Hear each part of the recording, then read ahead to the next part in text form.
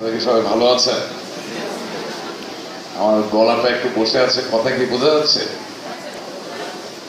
এখন অনেক বেলা হয়েছে, আপনারা সবাই ক্ষুধার্ত।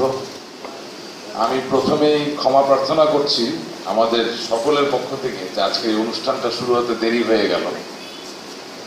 আমাদের ভিতরে নিরন্তর চেষ্টা আছে সময় মতো অনুষ্ঠান শুরু করার, কিন্তু মিঠাপুকুরের মানুষের অকুণ্ঠ ভালোবাসা এর কারণে অনেক সময় দেখা যায় যে না চাইলেও অনেক জায়গায় যেতে হয়, অনেকের কথা শুনতে হয়। তার দরুন স্কেডিউল যে প্রোগ্রামগুলো সেগুলো অনেক সময় দেরি হয়ে যায়। তা আমি আন্তরিকভাবে বিনয়ের সাথে আপনাদের কাছে ক্ষমা প্রার্থনা করছি এই দেরির জন্য। আজকে মাধ্যমিক শিক্ষক সমিতির এই সভায় আপনাদের সামনে কথা বলতে দাঁড়িয়ে আমার মনে হচ্ছে যে আপনারা যাদেরকে পড়ান আমার আসলে তাদের হয়ে কিছু কথা বলা উচিত বা তাদের কথা দিয়ে কথা শুরু করা উচিত। আমি যদি নিজেকে একজন কিশোর মনে করি তাহলে প্রখ্যাত বিশ্ববিখ্যাত একজন গীতিকার গায়ক ফ্রেডি মার্কারি তার একটি গান উই আর দ্য চ্যাম্পিয়ন্স, সেই গানের কয়েকটি পংক্তি ধরে আমার বক্তব্য আমাকে শুরু করতে হবে। তার ওই গানে তিনি বলছেন যে আমি দায়বদ্ধ নই, কিন্তু তারপরেও আমি অন্য কারো দায় শোধ করছি।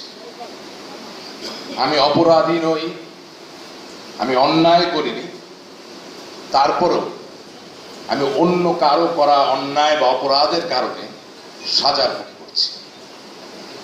সেই সাজা অভাবের সাজা, সেই শাস্তি দারিদ্র্যের শাস্তি, সেই সাজা রোগ তাপ দুঃখ দুর্দশা। আমি আজকে আপনাদের সামনে দাঁড়িয়ে বিশ্বাস করি যে মিঠাপুকুর তথা বাংলাদেশের প্রতিটি কিশোর কিশোরীর জীবনে দারিদ্র রোগ তাপ দুঃখ দুর্দশার যে শাস্তি আছে, সেই সাজা বা সেই শাস্তি থেকে বেরিয়ে আসার একটি মাত্র উপায়, সেটা হচ্ছেন আপনারা যদি আপনারা ঐক্যবদ্ধভাবে আমাদেরকে শিক্ষিত করেন, লেখাপড়া শেখান, শুধুমাত্র তার মধ্য দিয়ে বাংলাদেশ সমৃদ্ধ হতে পারে, সুখী হতে পারে, ঐশ্বর্য পারে। আমি একটু আগে সকলের বক্তৃতায় শুনছিলাম, আসলে চাঁদ চাঁদা আমাদের মিঠাপুকুর মহাবিদ্যালয়ের অধ্যক্ষ, সম্মানিত অধ্যক্ষ, ওনার কথা ধরেই বলি যে আমাদের স্বাধীন দেশ হিসেবে পথ চলা 42 বছর, কথা সত্যি, কিন্তু এই পথ চলায় কেন জানি মাঝে মাঝে মনে হয় যে শুধু পথ চলার জন্যই আমরা পথ চলেছি। কোন দিকটাতে গেলে আমাদের সত্যিকার মুক্তি আসবে সেই দিকটাকে আমরা হারিয়ে ফেলেছিলাম। আবার হয়তোবা নতুন করে বঙ্গবন্ধুর কন্যা জননেত্রী শেখ হাসিনার নেতৃত্বে একটি সমৃদ্ধশালী শক্তিশালী আত্মমর্যাদায় ভরপুর একটি রাষ্ট্র, একটি জাতি গঠনের স্বপ্ন আমরা হয়তোবা দেখতে পাচ্ছি। সবাইকে আওয়ামী লীগ করতে হবে, সবাইকে নৌকা সমর্থন করতে হবে এমন কোনো কথা নাই, কিন্তু সবাইকে বাংলাদেশের সত্যিকার যে পরিচয়, সেই পরিচয় তো বিশ্বাস করতে হবে। বাংলাদেশের সত্যিকার যে ইতিহাস, সেই ইতিহাসে তো বিশ্বাস করতে হবে। দেখুন, আপনারা সম্মানিত শিক্ষক, আমি এক সময় ছাত্র ছিলাম, এখনো ছাত্র আছি মনে করি নিজেকে। আমি পেশায় ব্যবসা করি।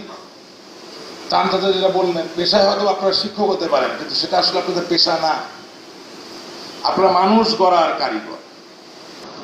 আমার কাছে আপনাদের কাছে আমার প্রশ্ন যে বাংলাদেশের সত্যিকার ইতিহাস বা সত্যিকার পরিচয়কে স্বীকার করলেও আপনার আয় আপনি করবেন, আপনার শিক্ষা আপনি দিবেন, আবার বাংলাদেশের সত্যিকার ইতিহাস সত্যিকার পরিচয়কে স্বীকার না করলেও আপনার আয় আপনি ঘরে নিয়ে যাবেন, আপনার শিক্ষা আপনি বিদ্যালয়ে দিবেন। যদি এতে কোনো অধিক মুনাফা নাই হয় তাহলে আজকের এই দিনে আমরা সকলে মিলে সকল ভেদাভেদ ভুলে গিয়ে কি একটা জায়গায় উপনীত হতে পারি না যে আজ থেকে বাংলাদেশের একটি মাত্র ইতিহাস হবে, একটি মাত্র গৌরবোজ্জ্বল কাহিনী হবে, আর সেই কাহিনী হচ্ছে 1952 সাল থেকে 1971 সাল পর্যন্ত বিভিন্ন সময় বিভিন্ন ধারাবাহিকতার মধ্য দিয়ে বিপ্লব সংগ্রামের মধ্য দিয়ে বঙ্গবন্ধু শেখ মুজিবুর রহমানের একক নেতৃত্বে বাঙালি জাতি ঐক্যবদ্ধ হয়ে 1971 সালের 26শে মার্চ থেকে 16ই ডিসেম্বর এক রক্তক্ষয়ী স্বাধীনতা যুদ্ধের মধ্য দিয়ে আমাদের প্রিয় ভালোবাসার এই রাষ্ট্র, এই দেশ দিয়েছে, যার নাম বাংলাদেশ। বাংলাদেশ বাংলাদেশ আমি আবারও বলছি, সবাইকে আওয়ামী লীগ করতে হবে না, সবাইকে আওয়ামী লীগের কর্মী হতে হবে না, সবাইকে নৌকা নৌকা করতে হবে না, কিন্তু এটা আমাদের দায়িত্ব একটি পরিচয়ে পরিচিত হওয়া। একটি পরিবারের দুটি পরিচয় হতে পারে না, একটি সমাজের দুটি পরিচয় হতে পারে না, একটি দেশের দুটি পরিচয় হতে পারে না।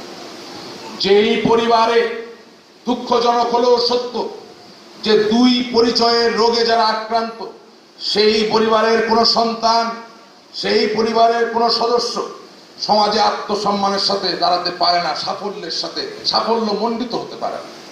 ঠিক একইভাবে সমাজনীতি, পৌরনীতি, রাষ্ট্রবিজ্ঞান সকল কিছুর থেকে আমরা যে অনুধাবন করি যে একটি রাষ্ট্র একটি বৃহৎ সমাজের সমষ্টি, বহু পরিবারের সমষ্টি, আর সেই সমাজে যদি আজও 2014 সাল পর্যন্ত আমরা দুইটি পরিচয় বা ততোধিক পরিচয় এই রোগে যদি আক্রান্ত থাকি, তাহলে আমরা আমাদের ছেলে মেয়েদেরকে কি শিক্ষা দিব, তাদেরকে কি আলোয় আলোকিত করব? এটা আপনাদের কাছে আমার একটা অনুরোধ, এবং এই অনুরোধের সূত্র ধরে আমি বলতে চাই, আজ থেকে প্রায় 2500 বছর আগে 500 খ্রিস্টপূর্ব সেই সময় চায়নায় একজন সমরবীর, একজন জেনারেল, সেনাপতি, একজন রাজনীতিক যার নাম শান্তু, তিনি একটা বই লিখেছিলেন। সেই বইয়ের নাম ছিল দ্য আর্ট অফ ওয়ার। এবং বাস্তবতা হচ্ছে এই যে আজ 2014 সালেও ওই আর্ট অফ ওয়ার বিভিন্ন দেশের ব্যবসা বাণিজ্য রাজনৈতিক অঙ্গনে বিভিন্ন ক্ষেত্রে ব্যবহার করা হয়ে থাকে। তার বইয়ে একটি অধ্যায়ের একটি জায়গায় শান্তু বলছিলেন, when we will know about our enemy and we shall know about ourselves, we will win thousands of battles without losing one life. But when we will only know ourselves and we will not know about the enemy, we might win, we may lose.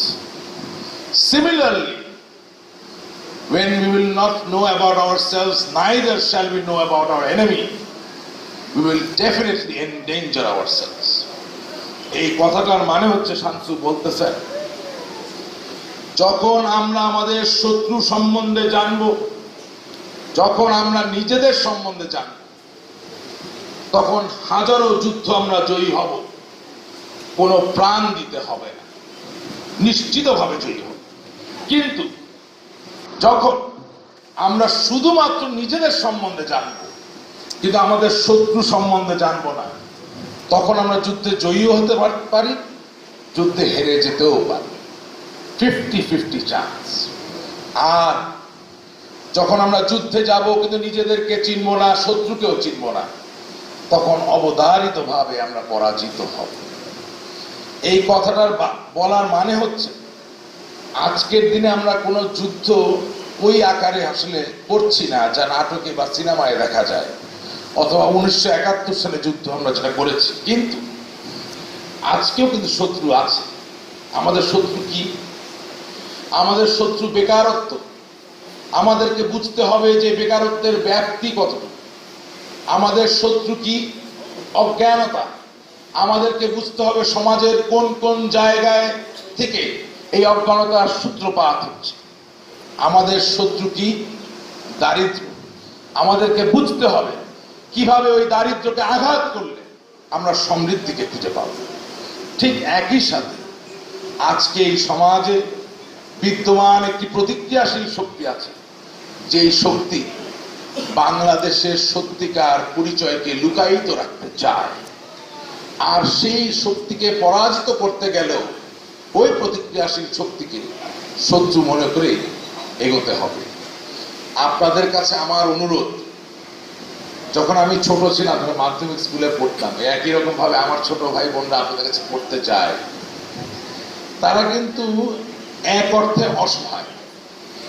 এই পৃথিবী দেখার চোখ, এই পৃথিবীর ভালো ভালো জিনিস কথাগুলো শোনার কান, এই পৃথিবীর সবকিছুর সাথে পরিচিত করার বাহন আপনারাই, এবং তাদের বিবেককে শানিত করার একমাত্র উপায় কিন্তু আপনারা।